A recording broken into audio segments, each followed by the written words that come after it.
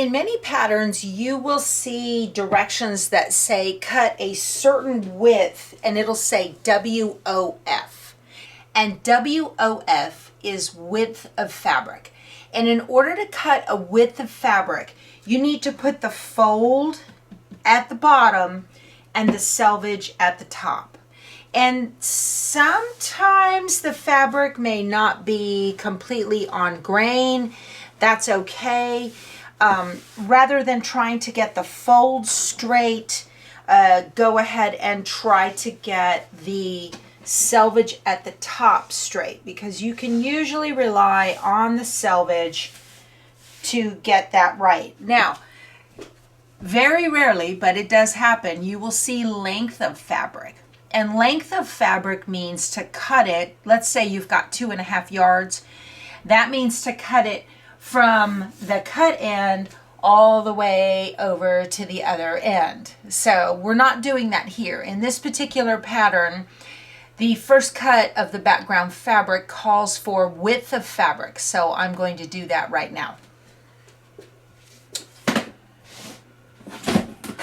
Normally what I do is, because there is usually a difference between the bottom layer and the top layer, I will go ahead and just cut like 1/4 inch in to be able to even up that outside edge.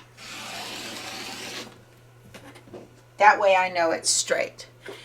And get that straight on a line on the cutting mat, and then put your ruler on it and go ahead and cut the length that the width that is in the direction of the pattern. The best way to determine that you've got an equal amount from the top and the bottom, obviously, is going to be to measure the top and the bottom. And so let's say this needed to be 5 1/4. So I would line up the 1/4 inch on the edge of the fabric up here at the top, and then I'm going to line up the 1/4 inch at 5 1/4 on the fabric down here at the bottom. If it bows a little in the middle, you can always drag it just a little bit with your fingernails, even it up, get it to where it's 5 1/4 straight up and down, top and bottom. That's how you do those full width of fabric cuts.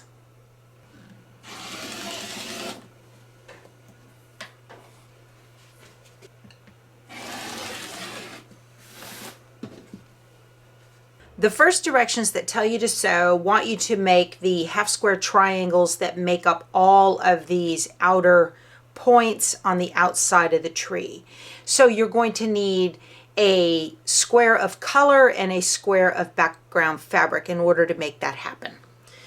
I really like to use a friction marker that will iron away, and the pattern tells you to do that on the back of a colored square, and that's so that it isn't seen by any chance. I'm going to go ahead and do this on a white square so that you guys can see it. They want you to put your ruler right at the very tip at the top and right at the very tip at the bottom. And normally it doesn't really matter because you're going to cut on the line that you draw. So I'm just going to use a pencil, and I'm going to go ahead and do this. They want you to sew 1/4 inch away from the line. So here's a brown friction marker. I don't recommend, these go away when you iron on them, and I don't recommend using the friction, the fat markers, because you need a line to sew on. These are okay if you have garments that you're sewing and marking, but when you're doing quilting and every little nth counts, I go ahead and I use, it's like a very fine point, and I'm going to put the this seam marker I got from Missouri Star. It comes with, I don't know if you can see it, it's got a line right down the middle of it, and then this is 1/4 inch away and that's 1/4 inch away. So I'm going to put this line, and you know, you can do this if you don't have one of these. You can do this by just marking 1/4 inch with your ruler and putting the 1/4 inch line on that pencil line you just made, and then give yourself a sewing line. It is so easy to veer off on these corners. It just really is. I'm putting the 1/4 inch on the very top corner, the very bottom corner, making sure.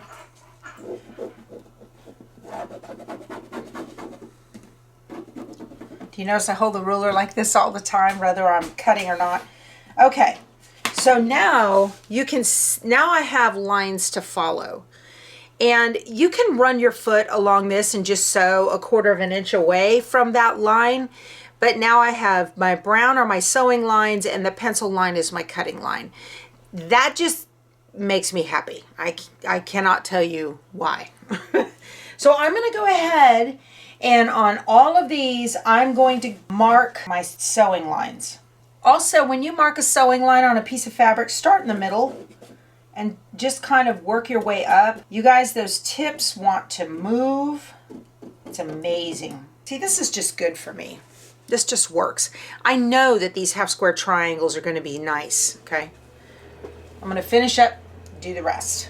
Okay, we are about to get started sewing, and I have taken the 2 largest size squares from the green and the white. That's what you need to do, or your background fabric, all right? And you need to take, you'll have 10 of these of your largest size, and you need to pull one out because you're only going to use 9 of them, and you will save that for another project. So you want to pair up, it says RST, and that means right sides together. So you want to pair up a background fabric square and a green square, the largest size that you have. Where it said cut 1 and it wanted you to make 6 of those largest size, those are the ones we're using, okay? So you're also from the second one where it said cut 2 fat quarters and it gave you the largest size that matched the one above it. Those are the ones we're using as well. You should have a total of 10. So pull one out and we'll get started. Now, I normally don't pin. However, these are pretty big squares. And when I have pretty big squares, I like to pin so that they don't get an idea that they can go wandering off where they're not, allowed to be. So I am changing my thread to Connecting Threads Essential Pro. I really like this thread. I need to find my bobbin. Here it is. And my machine is the Brother PQ 1500 SL. I love this machine. It has increased my piecing accuracy unbelievable. And I actually got it on Amazon from an Amazon Prime Day several years ago. And I'll put a link to it below. And so, all right, got that. This is very, very close to an industrial machine. And so it doesn't like weak thread. I've kind of found that over time that weak thread and this machine do not get along. I'm using an Oregon 7511 needle. That's my favorite quilting needle. And it's my favorite embroidery needle too. Someone from Sulky, a representative from Sulky, told me that Brother machines are timed using Oregon needles. So if you're having issues with the Brother machine that is shredding thread, then you might consider switching to an Oregon needle, and I think you will see a world of difference. All right, let's get sewing. Oh, the pattern wanted you to draw a line down the center from point to point. I did that on the first one to show you what they want, but I prefer to sew my stitching lines. Again, these are big pieces, and I like to make sure that everything is secure and I'm sewing straight and it's not going to wander off when it gets near the end, because sometimes fabric, you never know, it kind of gets a mind of its own. All right. Also, if you want to, if you have one, I recommend that you use a knee lift. They may seem kind of strange to some of you, but I started using one years ago, and it was a little weird to get used to it at first, but now I find myself looking for the knee lift all the time. It just makes life so much better. I watched my mom in the 70s do her sewing, pushing up that presser foot after every single, on every turn she needed to do. The knee lift is just a dream. We will go ahead and get started stitching, and I'll show you. All right, I am starting right on the edge of the fabric. I don't like to stitch off the fabric if possible, so we'll get going here. This is the 1/4 inch foot on this Brother PQ 1500. This machine is identical to the Baby Lock Jane, and it gives me a very narrow view inside of the foot so that I can see exactly where the line is going. There is something under my presser foot.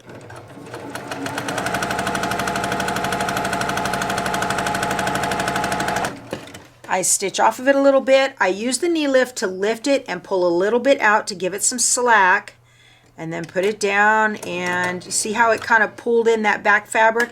That's why you want that slack. Otherwise, the tip will kind of pull under. I'm just going to go ahead and...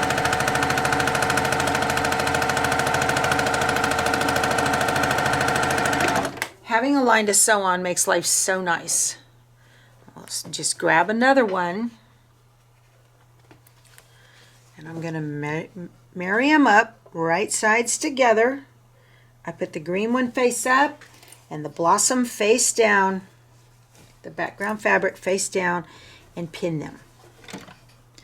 Lift up that presser foot with my knee lift, which I love.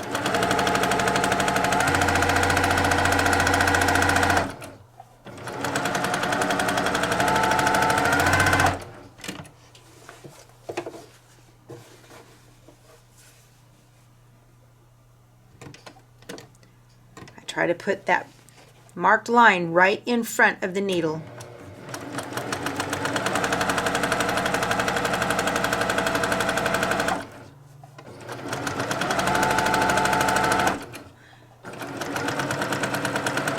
Due to the size of these, I'm only going to do 2 at a time. Otherwise, I'll have these things flapping all over the place. I have a scissor cutter over here. So there's the first 2. And I'm going to continue on and finish up all the rest of these. Okay, once they're all sewn together, you need to cut them apart. And very simple to do, just put your ruler on the tip and on the tip, or on the cut line, and just cut them open. That's really simple to do. Don't get froggy and think that you can do 2 at a time, because that generally does not work out well. If this wiggles a little bit, the ruler wiggles a little bit, not a big deal, okay? Because the big deal is the sewing line that you just did on either side of that cut line. You could do this with scissors too. I just find it easier and faster with rotary cutter. Now it's time to press them open, and we're going to do what's called pressing to the dark side. And what that means, that's usually dominant in every single quilting pattern so that the seam does not show through.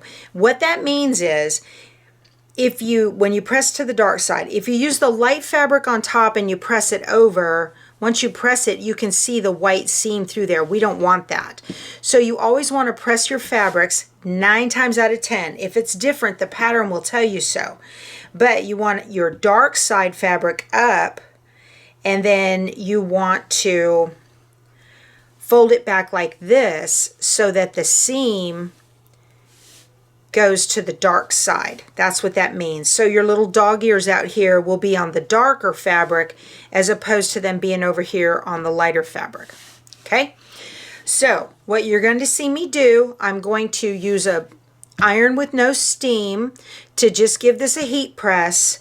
I'm going to press it back. I'm going to finger press it open.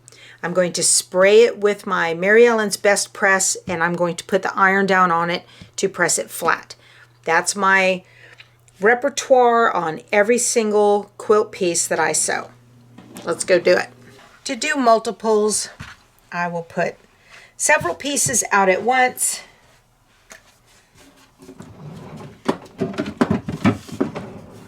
It's my ironing drawer in my little ironing station here.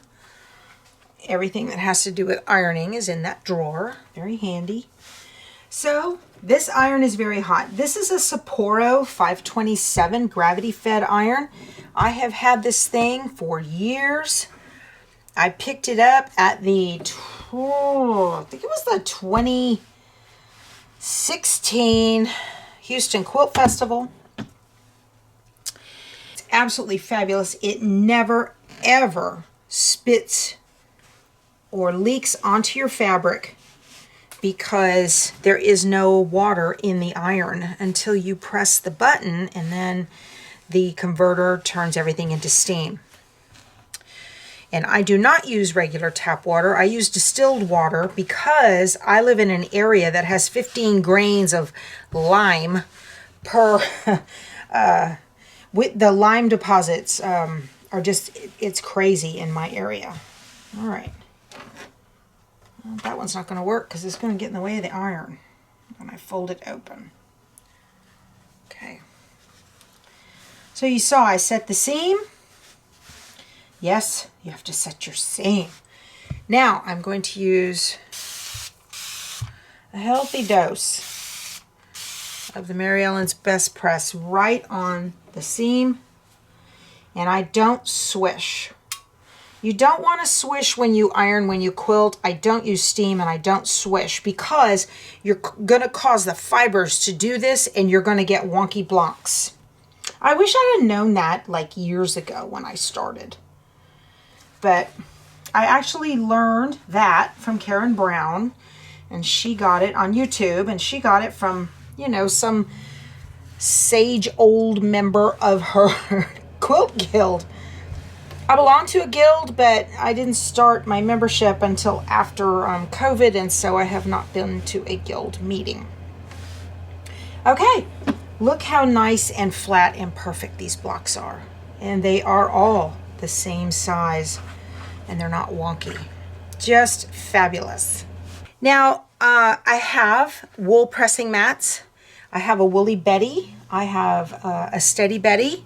I do like them for smaller blocks.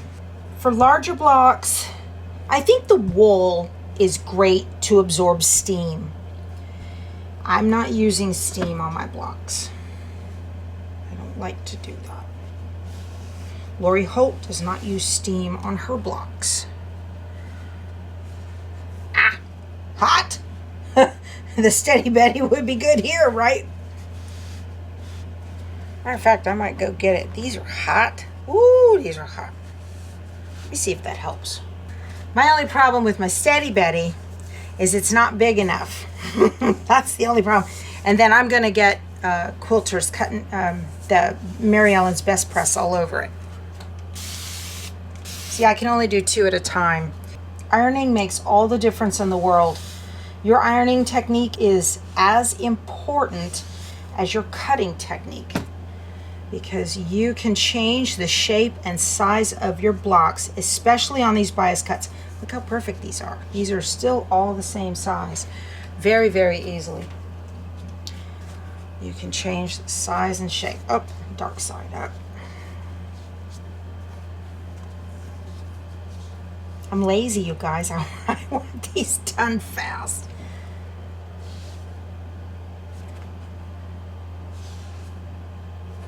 Okay.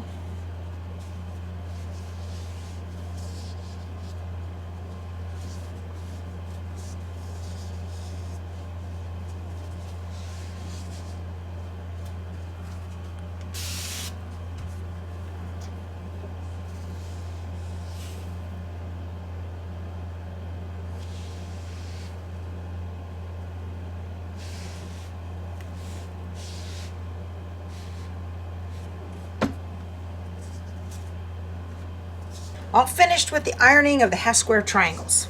Should have 18 half square triangles, blocks, and tomorrow we will do the ornaments.